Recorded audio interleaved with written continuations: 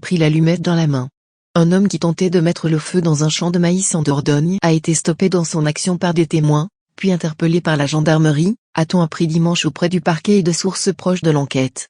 Les faits se sont déroulés samedi soir peu après 21 h sur la commune de Montpont-Ménestérol, dans un secteur où des incendies à répétition ont eu lieu ces dernières semaines.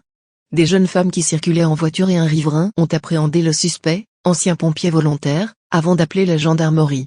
Une patrouille, qui était à proximité, est intervenue et a pu arrêter sans heurts le mis en cause qui se trouvait alors en état d'ivresse, selon ces mêmes sources.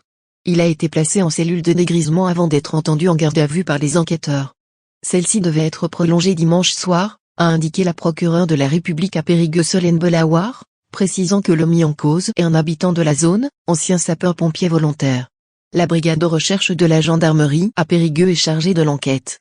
Le riverain qui a empêché l'incendiaire présumé de fuir a filmé la scène et diffusé sa vidéo sur le réseau social Facebook. On y voit le suspect, vêtu d'un short noir et d'un polo blanc, qui tente d'une main de dissimuler son visage.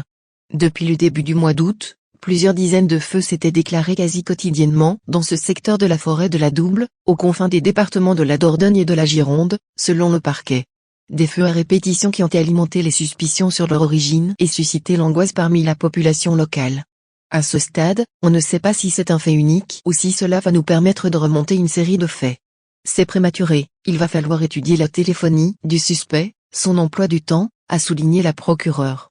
En début de semaine, un jeune homme suspecté d'être un pyromane avait été placé en garde à vue puis relâché quelques heures après et mis hors de cause à ce stade, selon la magistrate.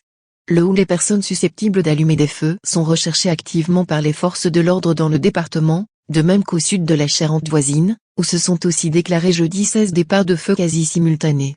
L'incendie, qui a parcouru 350 hectares, a été déclaré fixé ce dimanche par la préfecture.